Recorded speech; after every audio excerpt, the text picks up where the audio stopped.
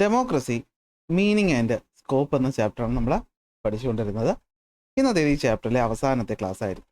നമ്മളിന്ന് പഠിക്കാൻ പോകുന്നത് നമ്മുടെ ഇന്ത്യയിലെ ഡെമോക്രസിയെ പറ്റിയാണ്. അപ്പോൾ നിങ്ങൾക്ക് എല്ലാവർക്കും അറിയാം, നമ്മൾ ഇന്ത്യ രാജ്യം എന്ന് പറയുന്നത് ലോകത്തിലെ ഏറ്റവും വലിയ ഡെമോക്രാറ്റിക് രാജ്യമാണ്.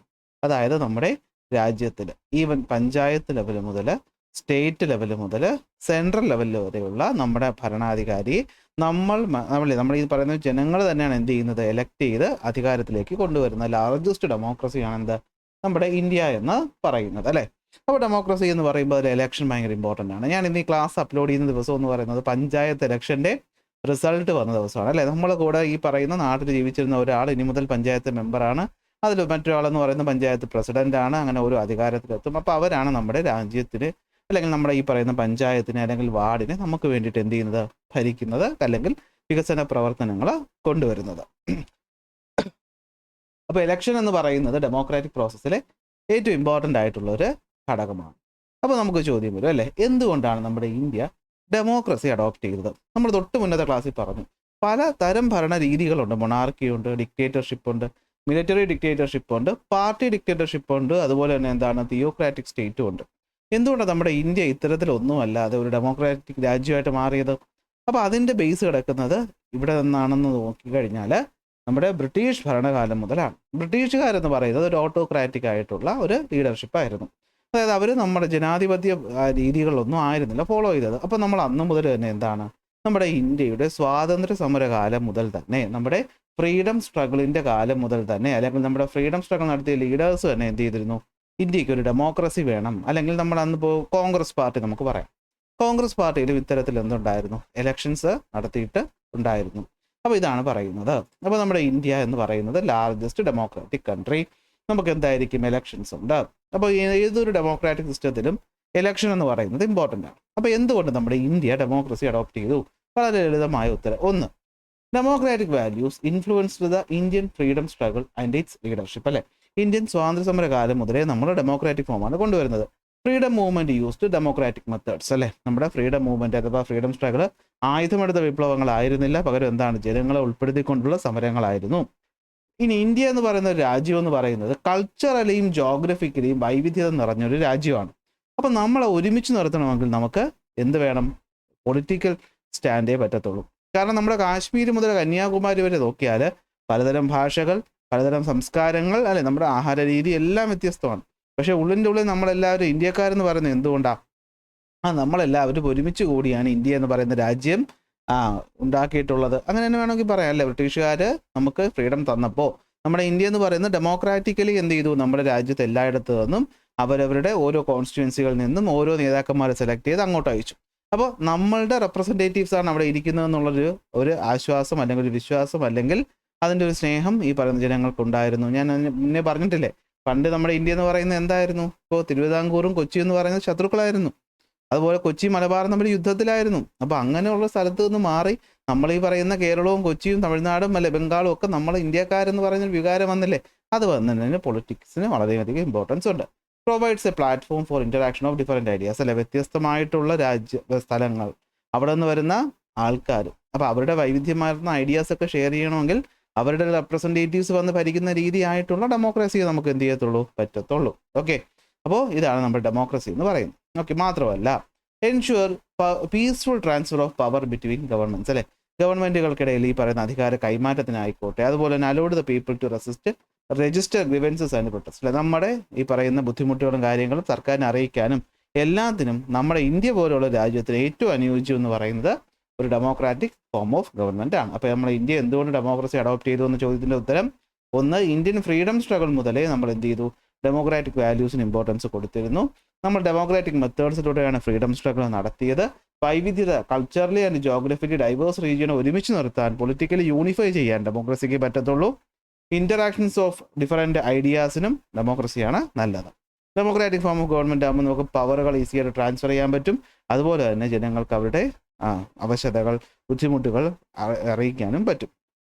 സോ അതുകൊണ്ട് എന്ത് ചെയ്തു, നമ്മൾ ഈ പറയുന്ന ഡെമോക്രാറ്റിക് സിസ്റ്റമാണ് കൊണ്ടുവന്നത്. നമ്മുടെ ഈ പറയുന്ന കോൺസ്റ്റിറ്റ്യൂവൻ്റ് അസംബ്ലി വന്നപ്പോഴും അവിടെ എല്ലായിടത്തും, അതായത് നമ്മുടെ ഇന്ത്യയിൽ എന്ത് കാര്യം നടക്കുമ്പോഴും അതൊരു വ്യക്തിയുടെ തീരുമാനത്തിന് അടിസ്ഥാനപ്പെടുത്തി ആയിരിക്കില്ല, അത് ആരെയാണോ ബാധിക്കുന്നത് അവരുടെ അഭിപ്രായത്തെ മാനിച്ചായിരിക്കും. ഇതാണ് നമ്മുടെ ഇന്ത്യ എന്ത് ചൂസ് ചെയ്യാൻ കാരണമായത്, ഒരു ഡെമോക്രസി ചൂസ് ചെയ്യാനായിട്ട് കാരണമായത്. അപ്പോൾ democratic values has A great influence on the Indian freedom struggle and it's leadership. All the movements in the freedom struggle adopted democratic methods.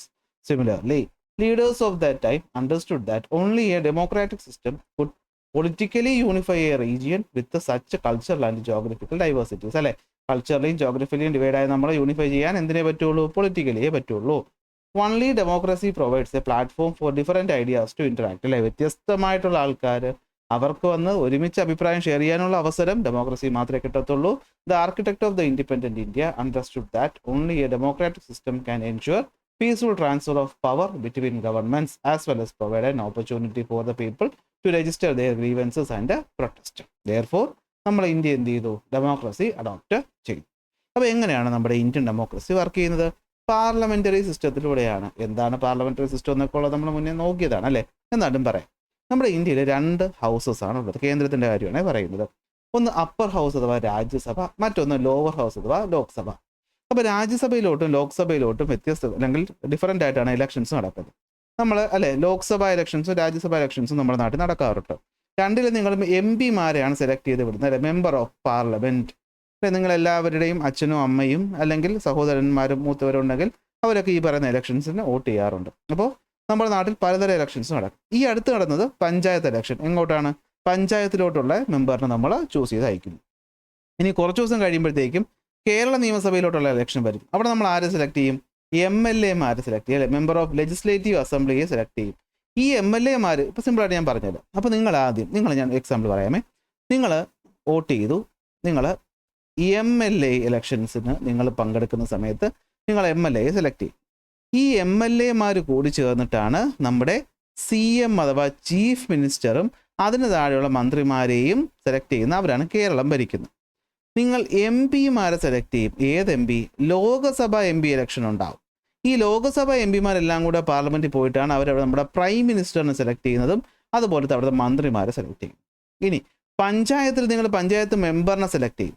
ഈ പഞ്ചായത്ത് മെമ്പർമാർ പോയിട്ടാണ് എന്ത് ചെയ്യുന്നത്? ഈ പറയുന്ന പഞ്ചായത്തിൻ്റെ ഒരു പഞ്ചായത്ത് പ്രസിഡന്റ് ഉണ്ടാകും. ഈ പഞ്ചായത്ത് പ്രസിഡന്റിനെ എന്ത് ചെയ്യുന്നത്? സെലക്ട് ചെയ്യുന്നത്. അവരായിരിക്കും ആ പഞ്ചായത്ത് ഭരിക്കുന്നത്. ഇനി ബ്ലോക്ക് പഞ്ചായത്ത്, മുനിസിപ്പാലിറ്റി, അതുപോലെ കോർപ്പറേഷനൊക്കെ ഉണ്ട്. അവിടെയും ഇതുപോലെ തന്നെയാണ് കാര്യങ്ങൾ നടക്കുന്നത്. ഇതാണ് നമ്മുടെ ഇലക്ഷൻ രീതി എന്ന് പറയുന്നത്.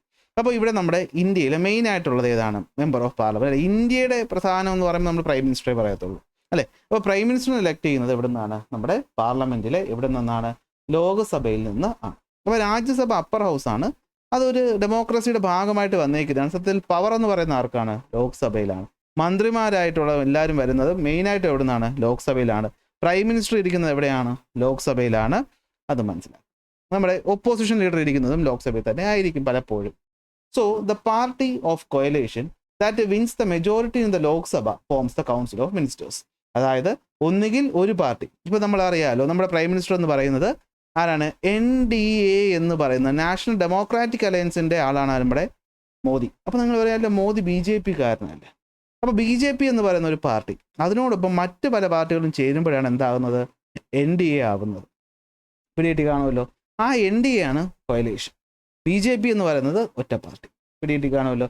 അപ്പോൾ ഒന്നുകിൽ ഒരു പാർട്ടി അല്ലെങ്കിൽ കൊയലേഷൻ. ആർക്കാണോ ഈ പറയുന്ന ലോകസഭാ സീറ്റുകളിൽ മെജോറിറ്റി കിട്ടുന്നത്, അതൊന്നും നിങ്ങൾക്ക് അറിയാമെന്നുള്ള കാര്യമല്ലേ, അവരായിരിക്കും പാർട്ടിയിൽ മന്ത്രിസഭ രൂപീകരിക്കുന്നത്. അതിലൊരാളായിരിക്കും മന്ത്രിയാവുന്നത്. അതിൽ ചൂസ് ചെയ്യപ്പെടുന്ന മറ്റുള്ളവർ മറ്റ് മന്ത്രികളായിട്ടും ഇരിക്കും. ഹെഡ് ഓഫ് ദ സ്റ്റേറ്റ്, അപ്പോൾ രാജ്യത്തിൻ്റെ തലവൻ ആരാ? പ്രസിഡന്റ്. അത് നമ്മൾ മുന്നേ പഠിപ്പിച്ചു അല്ലേ, നമ്മൾ ആദ്യമേ പറഞ്ഞു. രാജ്യതലവൻ വെറും പേരിന് മാത്രമാണ് പ്രസിഡന്റ്. പക്ഷേ ആക്ച്വൽ തലവൻ എന്ന് പറയുന്ന ആരാണ്? അത് നമ്മുടെ പ്രൈം മിനിസ്റ്ററും അതുപോലെ മന്ത്രിസഭയിലുള്ള മന്ത്രിമാരുമാണ്. അവരെവിടെയാണ് ഇരിക്കുന്നത്? അവർ പാർലമെന്റിലാണ് ഇരിക്കുന്നത്. അവരവരുടെ ബില്ലും കാര്യങ്ങളും അവതരിപ്പിക്കുന്നത് എവിടെ തന്നെയാണ്? പാർലമെന്റിനാണ്. അപ്പോൾ മന്ത്രിമാർ ആർക്കാണ് റെസ്പോൺസിബിൾ? അത് പാർലമെന്റിനാണ് റെസ്പോൺസിബിൾ. അവർ പാർലമെന്റിലാണ് കാര്യങ്ങൾ അവതരിപ്പിക്കേണ്ടതും അനുമതികൾ വാങ്ങേണ്ടതും. ഇനി മന്ത്രിമാർ മര്യാദയ്ക്ക് പ്രവർത്തിച്ചില്ലെങ്കിൽ നമുക്ക് നോൺ കോൺഫിഡൻസ് മോഷൻ വഴി പുറത്താക്കാം.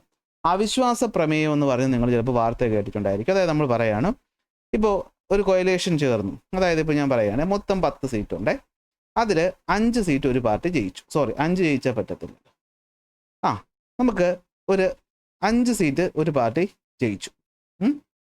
5 പറഞ്ഞാൽ കൺഫ്യൂഷൻ ആവും അല്ലേ? വേണ്ട, 4 സീറ്റ് ഒരു പാർട്ടി ജയിച്ചു. മറ്റൊരു പാർട്ടി എത്ര സീറ്റ് ജയിച്ചു? 3 സീറ്റ് ജയിച്ചു.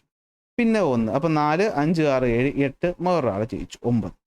ഇതിൽ ഈ പറയുന്ന 4 ജയിച്ച പാർട്ടി ഇവനെ കൂടെ കൂട്ടി പിടിച്ചപ്പോൾ 5 ആയില്ലേ? അപ്പോൾ 5 സീറ്റ് ജയിച്ചൊരു പാർട്ടി, 3 സീറ്റ് ജയിച്ചൊരു പാർട്ടി, 1 സീറ്റ് ജയിച്ചൊരു പാർട്ടി, 5 എണ്ണം ജയിച്ച് ഇവരെന്ത് ചെയ്യും? അധികാരത്തിൽ എത്തും. മെജോറിറ്റി വാങ്ങിച്ച് അധികാരത്തിൽ എത്തിയെന്ന് വിചാരിക്കുക. കുറച്ച് ദിവസം കഴിയുമ്പോൾ ഇവർക്ക് മനസ്സിലായി ഇതിലൊരുത്തൻ ചാടാൻ റെഡിയാണ്. അപ്പോൾ ഇവരെന്ത് ചെയ്യും? നോൺ കോൺഫിഡൻസ് മോഷൻ വയ്ക്കും, അവിശ്വാസ പ്രമേയം വയ്ക്കും. അപ്പോൾ അതിന് പേരിൽ വോട്ടെടുക്കും. അപ്പോൾ ആ വോട്ടെടുപ്പിൽ ഈ ഇരിക്കുന്ന ആൾക്കാരിൽ ഭൂരിപക്ഷം പേരും ഇപ്പോൾ ഉള്ള മന്ത്രിസഭയിൽ വിശ്വാസമില്ല എന്ന് നോട്ട് ചെയ്താൽ ഈ മന്ത്രിസഭ രാജിവെച്ച് പുറത്തു പോകേണ്ടി വരും. അതാണ് കോalitionന്റെ നോൺ കോൺഫിഡൻസ് മോഷൻ കൊണ്ട് ഉദ്ദേശിക്കുന്നത്. ഇനി ഇത്രയേ ഉള്ളൂ സംഭവം. ഇനി പാർലമെന്റ് പ്രവർത്തിക്കുന്ന രീതികൾ എങ്ങനെയാണെന്ന് വെച്ച് കഴിഞ്ഞാൽ നോക്കിക്കോ. ഒരു പാർലമെന്റ്, അപ്പോൾ അതിന് മുമ്പ് കാര്യങ്ങൾ മനസ്സിലായാലും നമ്മുടെ ഇന്ത്യയുടെ പാർലമെന്റ് സിസ്റ്റത്തിനകത്ത് 2 ഹൗസ് ഉണ്ട്. Upper house Rajya Sabha, lower house Lok Sabha. Okay, പാർട്ടിയോ കോalitionോ മെജോറിറ്റി ജയിക്കുന്നത് ലോക്സഭയിൽ അവരാണ് മന്ത്രിമാരെയും മന്ത്രിസഭയും കൺട്രോൾ ചെയ്യുന്നത്. Head of the state president ആണ്, പക്ഷേ നോമിനൽ പവറേ ഉള്ളൂ. റിയൽ എക്സിക്യൂട്ടീവ് പവർ എന്ന് പറയുന്നത് കൗൺസിൽ ഓഫ് മിനിസ്റ്റേഴ്സിനും പ്രൈം മിനിസ്റ്ററിനുമാണ്. ഈ പറയുന്ന മിനിസ്റ്റേഴ്സ് എല്ലാം എവിടെയാണ് റെസ്പോൺസിബിൾ? പാർലമെന്റിനാണ് റെസ്പോൺസിബിൾ. പാർലമെന്റിനെ അവരെ പുറത്താക്കാനുള്ള അവകാശവും ഉണ്ട്. ഇനി പാർലമെന്ററി മെക്കാനിസം എങ്ങനെയാണെന്ന് വെച്ച് കഴിഞ്ഞാൽ, ഒന്ന് അഡ്ജോയിൻമെന്റ് മോഷൻ എന്ന് വെച്ചാൽ വേറൊന്നുമില്ല. എം പിമാരെല്ലാം കൂടി ഒരു ദിവസം ഇങ്ങനെ ഒന്ന് കൂടിയിരിക്കുമല്ലോ, നിയമസഭാ സമ്മേളനം കൂടുന്ന ദിവസം. അതിൻ്റെ ഈ പറയുന്ന ഒരു വശത്തിരിക്കുന്ന ഭരണപക്ഷമായിരിക്കും, റൂളിംഗ് പാർട്ടി ആയിരിക്കും, ഇവിടെ ഇരിക്കുന്ന ആരായിരിക്കും? ഒപ്പോസിഷൻ പാർട്ടിയും ആയിരിക്കും. അപ്പോൾ ഈ പറയുന്ന ഇവിടെയുള്ള എം പിമാർക്ക് എന്ത് ചെയ്യാൻ പറ്റും? ഏതെങ്കിലും പബ്ലിക് ഇമ്പോർട്ടൻസ് ഉള്ള മാറ്റേഴ്സിൽ എന്ത് ചെയ്യാം? ചർച്ചയ്ക്ക് ക്ഷണിക്കാം, അല്ലെങ്കിൽ വോട്ടെടുപ്പിന് ക്ഷണിക്കാം. അതാണ് അഡ്ജോയിൻമെന്റ് മോഷൻ എന്ന് പറയും. ഇനി ക്വസ്റ്റ്യനിങ് അവർ എന്ന് വെച്ച് കഴിഞ്ഞാൽ, ഇപ്പോൾ മന്ത്രിസഭയിൽ ഇപ്പോൾ എത്ര രൂപയാണ് ഇന്ന പദ്ധതിക്ക് വേണ്ടി ചിലവാക്കുന്നത്, അല്ലെങ്കിൽ ഇന്ന പദ്ധതിയുടെ കാര്യം എന്തായി എന്നുള്ള ചോദ്യങ്ങൾ എന്ത് ചെയ്യാം? എം പിമാർക്ക് എഴുതിയിട്ട് സ്പീക്കറിൻ്റെ കൊടുക്കാം. ചോദ്യോത്തര വേള വരുമ്പോഴത്തേക്കും നമുക്ക്, നിങ്ങൾ വാർത്തയിലൊക്കെ പ്രതിപക്ഷ നേതാവൊക്കെ എണീറ്റ് നിന്നിട്ട് നമ്മുടെ മന്ത്രിമാർ ചോദ്യം ചെയ്യുന്നതൊക്കെ കാണുന്നില്ലേ? ക്വസ്റ്റ്യനിങ് അവരിലാണ്, തമ്മിത്തല്ലുണ്ടാകുന്ന അപ്പോഴാണ്. ഇനി കോളിംഗ് അറ്റൻഷൻ മോഷൻ, ഇതൊന്നും വിശദമായി പഠിക്കണ്ട കേട്ടോ, പേര് മാത്രം പഠിച്ചാൽ മതി. അതുകൊണ്ടാണ് ഞാൻ കൂടുതൽ പറയാത്തത്. ഒരു എം പിക്ക് എന്ത് ചെയ്യാം? ഏതെങ്കിലും പ്രത്യേക വിഷയത്തിൽ ചർച്ച വേണമെന്ന് ആവശ്യപ്പെടാം. സ്പീക്കറിന് അത് വേണമെന്ന് ചോദിച്ചാൽ ചർച്ച നടത്താം.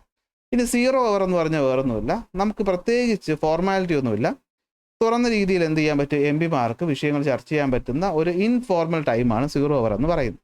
അപ്പോൾ ഇതിനെപ്പറ്റി ഇപ്പോൾ ഇത്രയും മനസ്സിലാക്കുന്നതായിരിക്കും നല്ലത്. കൂടുതൽ പറഞ്ഞാൽ അത് കൺഫ്യൂഷനിലോട്ട് പോകും. ഓക്കെ, അപ്പോൾ ഇതാണ് പാർലമെന്ററി സിസ്റ്റം. ഓക്കെ അല്ലേ? ഇനി വരുന്നത് യൂണിവേഴ്സൽ അഡൾട്ട് ഫ്രാഞ്ചൈസി എന്ന് വെച്ചാൽ എന്താ? നമ്മൾ ഈ പറയുന്ന ഇലക്ഷനിൽ എം പിമാരെയും MLA-മാരെയും അല്ലെങ്കിൽ പഞ്ചായത്ത് മെമ്പറിനെയൊക്കെ സെലക്ട് ചെയ്യാൻ ആർക്ക് അവകാശം? നമ്മുടെ രാജ്യത്ത് ഉള്ള പൗരനായിട്ടുള്ള 18 വയസ്സ് കഴിഞ്ഞ് ഏതൊരാൾക്കും എന്ത് ചെയ്യാം? ഇലക്ഷനിൽ വോട്ട് ചെയ്യാം.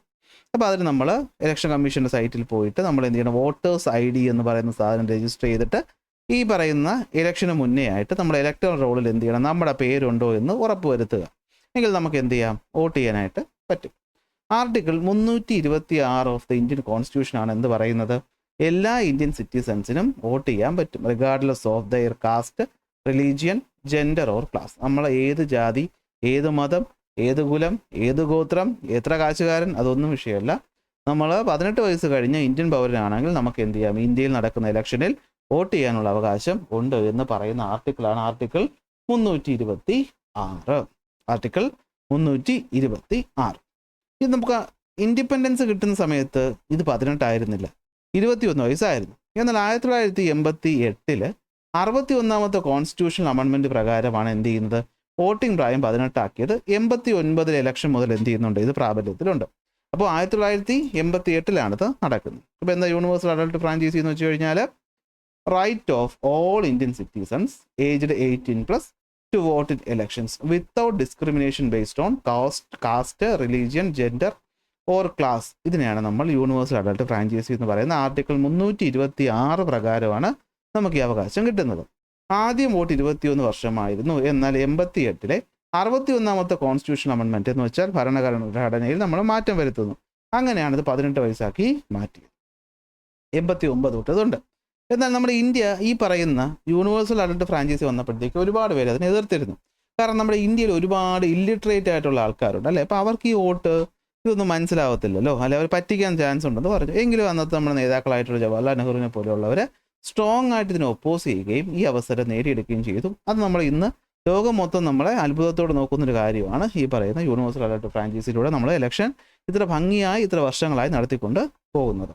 കാരണം യൂറോപ്യൻ രാജ്യങ്ങളിലൊക്കെ, അല്ലെങ്കിൽ പണ്ടത്തെ യൂറോപ്യൻ രാജ്യം എന്ന് പറയാൻ പറ്റില്ല, പണ്ടത്തെ യൂറോപ്പിൽ വോട്ടിംഗ് എന്ന് പറയുന്നത് എല്ലാവർക്കും ഉണ്ടായിരുന്നില്ല. നമ്മൾ ആദ്യമേ പറഞ്ഞല്ലോ അല്ലേ, സ്ത്രീകൾക്കും അതുപോലെ അടിമകൾക്കും വോട്ട് ചെയ്യാൻ അവകാശമില്ലായിരുന്നു. അപ്പോൾ നമ്മുടെ ഇന്ത്യയിൽ അങ്ങനെയില്ല, അങ്ങനെ ഒരു ഡിസ്ക്രിമിനേഷനും ഇല്ല, എല്ലാവർക്കും വോട്ട് ചെയ്യാം. ഓക്കെ, ഇനി നെക്സ്റ്റ് വരുന്നത് എന്താണ്? Elected government. അതെന്ന് വെച്ചാൽ ഇത്രയേ ഉള്ളൂ. നമ്മൾ ഒരു മന്ത്രിസഭയിൽ അല്ലെങ്കിൽ ഒരു മന്ത്രിമാരെ സെലക്ട് ചെയ്യുന്ന എത്ര വർഷത്തേക്കാണ്? 5 വർഷത്തേക്കാണ്. So elected government in India, the government at national level and state level is formed by representatives elected by the people through election. 5 വർഷമാണ് എലക്ഷൻ എന്ന് പറയുന്നത്. 5 വർഷം കഴിയുമ്പോൾ എന്ത് ചെയ്യണം? വീണ്ടും എലക്ഷൻ വരും, അതിലൂടെ പുതിയ മന്ത്രിസഭ രൂപീകരിക്കും. ലോക്കൽ സെൽഫ് ഗവൺമെൻറ്റിലായിട്ടുള്ള പഞ്ചായത്തിലും മുനിസിപ്പാലിറ്റിയിലും ഒക്കെ എന്താണ്? ഈ രീതിയിൽ തന്നെയാണ് കാര്യങ്ങൾ നടക്കുന്നത്. ഇനി ആർക്ക് ഇലക്ഷന് പങ്കെടുക്കാം? ഇന്ത്യക്കാരനായ ഇന്ത്യൻ സിറ്റിസണായ ഏതൊരു വ്യക്തിക്കും എന്ത് ചെയ്യാം? ഇലക്ഷനിൽ പങ്കെടുക്കാം. അവരെ ഒരു തരത്തിലും നമുക്ക് ജാതി മതത്തിൻ്റെ പേരിൽ മാറ്റി നിർത്താൻ പറ്റത്തില്ല. ഇന്ത്യക്കാരനായിരിക്കണം, പിന്നെ അത്യാവശ്യം എന്തായിരിക്കണം? കുറച്ച് മാനസിക പ്രശ്നങ്ങളൊന്നും ഉണ്ടാവാത്ത ഒരാളായിട്ടുള്ള ആർക്കും എന്ത് ചെയ്യാം? ഇലക്ഷനിൽ പങ്കെടുക്കാം. അപ്പോൾ ഈ കാര്യങ്ങളൊക്കെ തീരുമാനിക്കുന്നത് ആരാണ്? ഇലക്ഷൻ കമ്മീഷനാണ്. ഒരു ഇൻഡിപെൻഡൻ്റ് ആയിട്ടുള്ള ഇലക്ഷൻ കമ്മീഷൻ നമ്മുടെ ഇന്ത്യയിലുണ്ട്. ഇവരാണ് ലോക്സഭ, രാജ്യസഭ, അതുപോലെ പഞ്ചായത്തുകളുടെ ഇലക്ഷൻ്റെ കാര്യങ്ങളൊക്കെ കൺട്രോൾ ചെയ്യുന്നത്. പെരുമാറ്റച്ചട്ടം നിലവിൽ വന്നു എന്നൊക്കെ പറഞ്ഞ് നമ്മൾ വാർത്ത കേൾക്കാറില്ലേ? അതൊക്കെ കൊണ്ടുവരുന്ന ആരാണ്? ഇവർ. ഇനി ഇവിടെ എന്തെങ്കിലും പ്രശ്നങ്ങളുണ്ടായാൽ അതിന് പറഞ്ഞു തീർക്കാൻ ഒരാൾ വേണ്ടേ? അതാണ് നമ്മുടെ ജുഡീഷ്യൽ സിസ്റ്റം എന്ന് പറയും. നമ്മുടെ ഇന്ത്യയിലെ ജുഡീഷ്യൽ സിസ്റ്റം എന്ന് പറയുന്നത് ഒരു 3 ടയർ സിസ്റ്റം എന്ന് പറയാം. ഇതെന്ന് പറയാം 3 ടയർ എന്ന് വെച്ചാൽ എന്താ? 3 ടയർ ഉണ്ടെന്നാണോ? അല്ല, പിന്നെന്താണ്? നമുക്കറിയാം ഏറ്റവും പരമോന്നത കോടതി എന്ന് പറയുന്നത് സുപ്രീം കോടതി. ഓരോ സ്റ്റേറ്റിലെയും ഏറ്റവും വലിയ കോടതി എന്ന് പറയുന്നത് ഹൈക്കോടതി. എന്നാൽ ഹൈക്കോടതിക്ക് താഴെ ഡിസ്ട്രിക്ട്, സബോർഡിനേറ്റ് എന്ന് പറഞ്ഞുള്ള പല കോടതികളുണ്ട്. നിങ്ങൾ മുൻസിഫ് കോടതി, അല്ലെങ്കിൽ ഈ പറയുന്ന നിങ്ങളുടെ വീടിന് അടുത്തൊരു കോടതി ഉണ്ടാകും. എറണാകുളത്ത് താമസിക്കുന്നവരാണെങ്കിൽ ചിലപ്പോൾ നിങ്ങൾ ഹൈക്കോർട്ടായിരിക്കും ഉദ്ദേശിക്കുന്നത്. അതല്ലാത്ത ഒരു കേരളത്തിൽ ജീവിക്കുന്ന ഒരാളുടെ എല്ലാവരുടെയും വീടിനടുത്തൊരു കോടതി ഉണ്ടാകും, ജില്ലാ കോടതി ഉണ്ടാകും, അതുപോലെ തന്നെ താലൂക്കിലൊരു കോടതി ഉണ്ടാകും. അപ്പോൾ ഈ കറുത്ത കോട്ടൊക്കെ ഇട്ട് വക്കീലന്മാർ പോകുന്ന സ്ഥാപനമാണ് കോടതി. അവിടെ എന്താണ് ജോലി എന്ന് വെച്ച് കഴിഞ്ഞാൽ, എന്താണ്? നമ്മുടെ ഈ പറയുന്ന നിയമ സംഹിത അല്ലെങ്കിൽ കോൺസ്റ്റിറ്റ്യൂഷന് പറഞ്ഞിട്ടുള്ള എന്തെങ്കിലും കാര്യങ്ങളിൽ എവിടെയെങ്കിലും പ്രശ്നം ഉണ്ടായാൽ അതിൻ്റെ പരിഹാരം കാണലും, നിയമപരമായി തെറ്റ് ചെയ്യുന്ന ആൾക്ക് ശിക്ഷ കൊടുക്കലും ഒക്കെ ചെയ്യുന്ന ആരാണ്? കോടതികളാണ്. ഓക്കെ, ഇന്ത്യൻ ജുഡീഷ്യറി എന്ന് പറയുന്നത് ഒരു ഇൻഡിപെൻഡൻറ്റ് ജുഡീഷ്യറിയാണ്. എന്ന് വെച്ചാൽ ഞാൻ മുന്നേ ഒരിക്കൽ പറഞ്ഞു എന്ന് തോന്നുന്നു, നമ്മളെ ഇന്ത്യ പറയുന്ന ജഡ്ജിമാർ ആലോചിക്കും, മന്ത്രിമാർക്കെതിരെ ഒരു വിധി പറയാറുണ്ട് അല്ലേ? അപ്പോൾ മന്ത്രിമാർക്ക് അല്ലെങ്കിൽ IASകാർക്കെതിരെ വിധി പറയാറുണ്ട്, അല്ലെങ്കിൽ ഈ പറയുന്ന പോലീസുകാർക്കെതിരെ വിധി പറയാറുണ്ട്. അപ്പോൾ ഇവർക്ക് എന്ത് ചെയ്യാം? ഇവർക്ക് പണി കൊടുത്തൂടെ? ഈ മന്ത്രി അല്ലെങ്കിൽ ഈ പറയുന്ന ജഡ്ജിമാർക്കിട്ട് പണി കൊടുത്തൂടെ? അല്ലേ?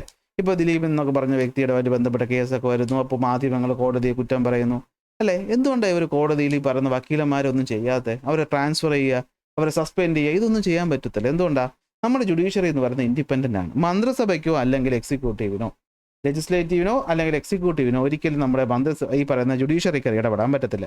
ഇവരുടെ ശമ്പളം, മറ്റ് ആനുകൂല്യങ്ങൾ, അതൊക്കെ പ്രത്യേക കോൺസ്റ്റിറ്റ്യൂഷൻ പ്രൊവിഷനിലുള്ളതാണ്. അത് കൈകടത്താൻ ഇവർക്ക് ഒരിക്കലും പറ്റത്തില്ല. അതുകൊണ്ടാണ് നമ്മുടെ ഈ പറയുന്ന ജുഡീഷ്യറി എന്തെന്ന് പറയുന്നത് ഗാർഡിയൻ ഓഫ് ദ കോൺസ്റ്റിറ്റ്യൂഷൻ എന്ന് പറയുന്നത്. എന്ന് വെച്ചാൽ എന്താ? ഇവർക്ക് എന്ത് ചെയ്യാം? നമ്മുടെ ഈ പറയുന്ന നിയമത്തിൽ, കോൺസ്റ്റിറ്റ്യൂഷനിൽ എന്തെങ്കിലും തെറ്റുണ്ടെങ്കിൽ അതിൻ്റെ കാര്യങ്ങളൊക്കെ നോക്കുന്നത് ഇവരാണ്. ഇനി ഏതെങ്കിലും മന്ത്രിസഭ ഈ പറയുന്ന കോൺസ്റ്റിറ്റ്യൂഷനിൽ പറയാത്ത, അല്ലെങ്കിൽ കോൺസ്റ്റിറ്റ്യൂഷനിൽ ചെയ്യാൻ പാടില്ല എന്ന് പറഞ്ഞ കാര്യങ്ങൾ ഏതെങ്കിലും നിയമങ്ങളായിട്ടൊക്കെ കൊണ്ടുവന്നാൽ അതിനെ എന്ത് ചെയ്യാം? റിവ്യൂ ചെയ്യാൻ, ജുഡീഷ്യൽ റിവ്യൂയിലൂടെ അതിനെ എന്ത് ചെയ്യാം? അത് ശരിയാണോ തെറ്റാണോ എന്ന് പരിശോധിക്കാനുള്ള പവർ ആർക്കുണ്ട്? കോടതിക്കുണ്ട്, judicial review power. The power allot the court to ensure that the law and government actions follow the constitution, safeguarding citizens right and rule of law. നമുക്ക് കുറേ ഫണ്ടമെൻ്റൽ റൈറ്റ് ഒക്കെ തന്നിട്ടുണ്ട്. അപ്പോൾ അതിനെതിരായിട്ടാണോ ഈ പറയുന്നത് വന്നിട്ടുള്ളത്? അതൊക്കെ കോടതിയാണ് നോക്കുന്നത്. ഓക്കെ, അപ്പോൾ ഇതാണ് നമ്മുടെ ജുഡീഷ്യറിയുടെ റോൾ എന്ന് പറയുന്നത്. ഇനി വരുന്ന പൊളിറ്റിക്കൽ പാർട്ടീസാണ്. നമ്മുടെ ഇന്ത്യ എന്ന് പറയുന്നത് ഒരു മൾട്ടി പാർട്ടി സിസ്റ്റം കൊണ്ടു കിടക്കുന്ന രാജ്യമാണ്. എന്ന് വെച്ചാൽ ഇന്ത്യയിൽ ഒരുപാട് പാർട്ടികളുണ്ട്. ഈ പാർട്ടികളാണ് എന്ത് ചെയ്യുന്നത്? ഇലക്ഷൻസിൽ പങ്കെടുക്കുന്നതും അതിൽ ആൾക്കാരെ നിർത്തുന്നതും കാര്യങ്ങൾ നോക്കുന്നതും. നമ്മുടെ കാലഘട്ടം നോക്കുമ്പോഴത്തേക്ക് 47 നമുക്ക് സ്വാതന്ത്ര്യം കിട്ടി. 67 വരെയുള്ള കാലം, 20 വർഷത്തോളം എല്ലാ ഇലക്ഷൻസിലും ജയിച്ചിരുന്നു, അല്ലെങ്കിൽ നമ്മുടെ ഇന്ത്യയുടെ ഭരണത്തിലുണ്ടായിരുന്നത് നാഷണൽ കോൺഗ്രസ് ആയിരുന്നു. എന്നാൽ 67 ആയപ്പോഴത്തേക്കും കോൺഗ്രസ് എന്ത് ചെയ്തു? തോറ്റു തുടങ്ങി. പിന്നീട് കോൺഗ്രസിൻ്റെ ഡിക്ലൈൻ സംഭവിച്ചു. ആ സമയത്ത് എന്ത് പറ്റി? കൊയലേഷൻ ഗവൺമെൻറ്റുകൾ ഫോം ചെയ്തു. അതായത് ഈ പറഞ്ഞ, ഇപ്പോൾ നമ്മൾ പറഞ്ഞില്ലേ, 1-2 പാർട്ടിക്കാർ ഒരുമിച്ച് ചേർന്നിട്ട് ഒരു പാർട്ടിയായിട്ട് ഭരണം നടത്തിക്കൊണ്ടിരുന്നു. ഓക്കെ, ഇപ്പോൾ അടുപ്പിച്ച് കുറേ കാലമായിട്ട് എന്താണ് NDA എന്ന് പറയുന്ന കൊയലേഷനാണ് എന്ത് ചെയ്യുന്നത്? ഭരിച്ചുകൊണ്ടിരിക്കുന്നത്. ഓക്കെ, അപ്പോൾ ഇത്രയേ ഉള്ളൂ ചാപ്റ്ററിൽ. ലാസ്റ്റ് വരുന്ന പ്ലൂറലിസമാണ്. നമ്മൾ ആദ്യമേ പറഞ്ഞല്ലോ, വൈവിധ്യങ്ങൾ നിറഞ്ഞ രാജ്യമാണ് നമ്മുടെ ഇന്ത്യ എന്ന് പറയുന്നത് അല്ലേ? അതുകൊണ്ട് നമുക്ക് ഇവിടെ ഒരിക്കലും നിങ്ങൾ ഇന്ത്യയുടെ മതം എന്താ? ഇന്ത്യയുടെ ഭാഷ എന്താ? നമ്മൾ പറയും, കുറേ പേര് പറയും ഹിന്ദിയാണ് നാഷണൽ ലാംഗ്വേജ്. ഒരിടത്തും പറഞ്ഞിട്ടില്ല. ഇന്ത്യ എന്ന് പറഞ്ഞാൽ ഇന്ന മതക്കാരുടെ രാജ്യമാണോ? ഒരിക്കലും അല്ല. അപ്പോൾ ഇന്ത്യ എന്ന് പറഞ്ഞ കുറേ ചെറിയ ചെറിയ സ്ഥലങ്ങൾ ചേർന്നുണ്ടായതാണ്. അതുകൊണ്ട് തന്നെ ഇവിടെ വൈവിധ്യത, അതിനാണ് പ്ലൂറലിസം എന്ന് പറയുന്നത്, അല്ലേ? സിംഗുലറും പ്ലൂറലും എന്ന് പറയുമ്പോൾ എന്താ സംഭവം? സിംഗുലർ എന്ന് പറയുമ്പോൾ ഏകം, പ്ലൂറൽ എന്ന് പറയുമ്പോൾ എന്തായിരിക്കും? രണ്ട്. ഈ പ്ലൂറൽ എന്ന് പറയുമ്പോൾ തന്നെ നാക്കുടക്കും. ഓക്കെ. അപ്പോൾ മറ്റ് യൂറോപ്യൻ രാജ്യങ്ങളെ പോലെ നമുക്കിവിടെ ഒരു ഭാഷ, ഒരു ജാതി, ഒരു കൾച്ചർ അതൊന്നും പറ്റത്തില്ല. നമ്മുടെ ഇന്ത്യ എന്ന് പറയുന്നത് വൈവിധ്യതകൾ നിറഞ്ഞ രാജ്യമാണ്. ഫെഡറൽ സിസ്റ്റമാണ് ഇവിടെ ഉള്ളത്. എന്ന് വെച്ചാൽ എന്താ ഫെഡറൽ സിസ്റ്റം? നമുക്കറിയാം, ഇവിടെ ഇരുന്നുകൊണ്ട് നമ്മുടെ മുഖ്യമന്ത്രി അല്ലെ പിണറായി വിജയൻ അവിടെ നിന്ന് മോദിജിയെ കുറ്റം പറയും, അല്ലേ? അപ്പോൾ മോദിജി പിണറായിജിയെ കുറ്റം പറയും, പിണറായി മോദിജിയെ കുറ്റം പറയും, അല്ലേ? അപ്പോൾ പിണറായി എന്ന് പറഞ്ഞത് ഞാൻ പേര് പറയുന്നതാണ് കേട്ടോ, ബഹുമാനം കൊടുക്കാതെ പറഞ്ഞൊന്നുമല്ല. ഓക്കെ. അപ്പോൾ പിണറായി സഖാവ് എന്ന് തന്നെ പറയാം, അപ്പോൾ കുഴപ്പമില്ലല്ലോ. അപ്പോൾ പിണറായി സഖാവ് അവിടെ നിന്ന് എന്ത് ചെയ്യും? മോദിജിയെ കുറ്റം പറയും. മോദിജി എന്ത് ചെയ്യും? പിണറായി സഖാവിനെ കുറ്റം പറയും. അതെന്തുകൊണ്ടാണ്? ഇന്ത്യയുടെ പവർ എന്ന് പറയുന്നത് മോദിജിയല്ലേ. അപ്പോൾ അദ്ദേഹത്തിനെ എതിർക്കാൻ ഒരു സ്റ്റേറ്റിലെ ചീഫ് മിനിസ്റ്ററിന് പറ്റും. അതാണ് നമ്മുടെ ഫെഡറൽ സിസ്റ്റം എന്ന് പറയും. ഇവിടെ ഇന്ത്യ എന്ന് പറയുന്ന രാജ്യം എന്ന് പറയുന്നത് എന്തായിരിക്കും? സ്റ്റേറ്റുകളുടെ ഒരു യൂണിയനാണ്. അപ്പോൾ സ്റ്റേറ്റുകൾക്ക് അധികാരം കൊടുക്കാതെ യൂണിയൻ ഭരണം പിടിച്ചു വച്ചേക്കുക അല്ല ഇവിടെ ചെയ്യുന്നത്. ഓരോ സ്റ്റേറ്റുകൾക്കും അവരുടേതായ വ്യക്തിപരമായ അവകാശങ്ങളും അധികാരങ്ങളും ഉണ്ട്. ആ അധികാരത്തിൽ ഒരിക്കലും കേന്ദ്രത്തിന് കയറി ഇടപെടാൻ പറ്റത്തില്ല. അപ്പോൾ അതാണ് സംഭവം എന്ന് പറയുന്നത്. ഫെഡറൽ സിസ്റ്റം എന്ന് പറഞ്ഞു കഴിഞ്ഞാൽ അവിടെ എന്തായിരിക്കും? സ്റ്റേറ്റിന് അവരുടേതായിട്ടുള്ള ഒരു ഓട്ടോണമി ഉണ്ട്. സ്റ്റേറ്റ് ഓട്ടോണമി എന്ന് വെച്ചാൽ സ്റ്റേറ്റ്, അല്ലേ? സ്റ്റേറ്റ് എന്ന് പറഞ്ഞു കഴിഞ്ഞാൽ ഇപ്പോൾ ഇന്ത്യ എന്ന് പറഞ്ഞു കഴിഞ്ഞാൽ മോദി പറയുന്ന കേട്ടില്ലെങ്കിൽ അവിടെ പട്ടാളക്കാരെ ഇറക്കി അങ്ങ് എന്തെങ്കിലും ചെയ്യാൻ പറ്റുമോ മോദിജിയെ കൊണ്ട്? ഒരിക്കലും പറ്റത്തില്ല. ഇനി ഇവിടെ ഇന്ന നിയമം നടത്തിയേ പറ്റുള്ളൂ എന്ന് പറയാൻ പറ്റുമോ? പറ്റത്തില്ല. അത് പറ്റാത്ത ആ ഒരു അവസ്ഥയാണ് നമ്മൾ ഫെഡറൽ സിസ്റ്റം എന്ന് പറയുന്നത്. സ്റ്റേറ്റിന് അതിൻ്റേതായിട്ടുള്ള ഓട്ടോണമി അല്ലെങ്കിൽ അതിൻ്റേതായിട്ടുള്ള അധികാരമുണ്ട്. ഇനി മൈനോറിറ്റികളെ പ്രൊട്ടക്ട് ചെയ്തിട്ടുണ്ട് നമ്മൾ, അല്ലേ? Right to religious and linguistic minorities നമ്മൾ കേട്ടിട്ടുണ്ടാവുമായിരിക്കുമല്ലോ. നമ്മുടെ കോൺസ്റ്റിറ്റ്യൂഷൻ തന്നെ പറഞ്ഞിട്ടുണ്ട്, അല്ലേ? മൈനോറിറ്റീസ് ആയിട്ടുള്ളവർക്ക് സംവരണം കൊടുക്കണം, അവർക്കെതിരെ ഉപദ്രവങ്ങളുണ്ടായാൽ പ്രത്യേക നിയമങ്ങളുണ്ട്, അല്ലെ? മൈനോറിറ്റീസിനെതിരെ അട്രോസിറ്റീസ് ആക്ട് ഒക്കെ ഉണ്ട്. 22ഓളം ഒഫീഷ്യൽ ലാംഗ്വേജുകൾ നമ്മൾ എന്ത് ചെയ്തിട്ടുണ്ട്? 8ാം ഷെഡ്യൂൾ പ്രകാരം എന്ത് ചെയ്തിട്ടുണ്ട്? നമ്മൾ അക്സെപ്റ്റ് ചെയ്തിട്ടുണ്ട്. അപ്പോൾ ഈ ഭാഷകളിൽ നമ്മൾ എന്തെങ്കിലും ഒരു ഉത്തരവൊക്കെ ഇറക്കുമ്പോൾ ഈ ഭാഷകൾ കൊണ്ടുവരണം. ട്രൈബൽസിനെ പ്രൊട്ടക്ട് ചെയ്യാൻ വേണ്ടി നമ്മൾ പ്രത്യേക നിയമങ്ങൾ 5ാമത്തെ 6ാമത്തെ ഷെഡ്യൂൾ കൊടുത്തിട്ടുണ്ട്. ചില സ്ഥലങ്ങൾക്ക് സ്പെഷ്യൽ സ്റ്റേറ്റസ് കൊടുത്തിട്ടുണ്ട്. നമ്മൾ ജമ്മു കാശ്മീരിൻ്റെ കാര്യം വാർത്തയിലൊക്കെ ഈ അടുത്ത് കേട്ടതായിരിക്കുമല്ലോ, അല്ലേ? ആർട്ടിക്കിൾ 270 പ്രകാരം അവർക്ക് സ്പെഷ്യൽ സ്റ്റേറ്റസ് കൊടുത്തിട്ടുണ്ടായിരുന്നു. ഇപ്പോൾ പറഞ്ഞു അതിൻ്റെ ആവശ്യമില്ലെന്ന് പറഞ്ഞിട്ട് പിൻവലിക്കുകയാണ് ചെയ്തത്. സെക്കുലാരിസം, നമുക്കൊരു മതമില്ല, ഇന്ത്യക്കൊരു മതമില്ല. ഇന്ത്യയിൽ എല്ലാ മതക്കാർക്കും തുല്യ പരിഗണനയാണ്. ഇത് ഹിന്ദു രാഷ്ട്രമാക്കാനും പറ്റത്തില്ല, ഇസ്ലാം രാഷ്ട്രമാക്കാനും പറ്റത്തില്ല, ക്രിസ്ത്യൻ രാഷ്ട്രമാക്കാനും പറ്റത്തില്ല. ഇവിടെ എല്ലാ മതത്തിനും ഇമ്പോർട്ടൻസ് ഉണ്ട്. ഓക്കെ. അപ്പോൾ ഈ പാർലമെന്റ് എന്ന് പറയുന്നതിന് ഇത്തരം ഡൈവേഴ്സിറ്റീസ് പ്രൊട്ടക്ട് ചെയ്യാൻ വേണ്ടിയിട്ടാണ് ഉള്ളത്. ഇത്രയേ ഉള്ളൂ നമ്മുടെ ഈ ഒരു ചാപ്റ്റർ എന്ന് പറയുന്നത്. സിമ്പിൾ ചാപ്റ്റർ അല്ലേ എന്ന് ചോദിച്ചാൽ അല്ല, പക്ഷേ നിങ്ങൾക്ക് ഭാവിയിൽ ആവശ്യമുള്ളൊരു ചാപ്റ്ററാണ് ഇത്. ഓക്കെ. നമ്മൾ ഇന്ത്യയോടൊപ്പം തന്നെ പല രാജ്യങ്ങളും എന്ത് ചെയ്തിട്ടുണ്ടായിരുന്നു? ഇൻഡിപെൻഡൻ്റ് ആയിട്ടുണ്ട്. പക്ഷേ പലയിടത്തും പിന്നീട് ഈ പറഞ്ഞ പോലെ ഡെമോക്രസി മുന്നിട്ട് കൊണ്ടുപോകാൻ പറ്റിയിട്ടില്ല. മിലിറ്ററി റൂളും ഡിക്റ്റേറ്റർഷിപ്പും ഒക്കെ വന്നിട്ടുണ്ട്. പക്ഷേ ഇതിനൊക്കെ ഒരു മാറ്റമാണ് നമ്മുടെ ഇന്ത്യ എന്ന് പറയുന്നത്, അല്ല? ഇന്നും ഡെമോക്രാറ്റിക് ആയിട്ട് തുടരുന്നു. സോ ഇത്രയേ ഉള്ളൂ നമ്മുടെ ഈ ഒരു ചാപ്റ്റർ. ഇനി വരുന്ന ക്ലാസ്സുകളിൽ അടുത്ത ചാപ്റ്റർ നമുക്ക് പഠിക്കാം. അപ്പോൾ അതുവരെ ബൈ ബൈ.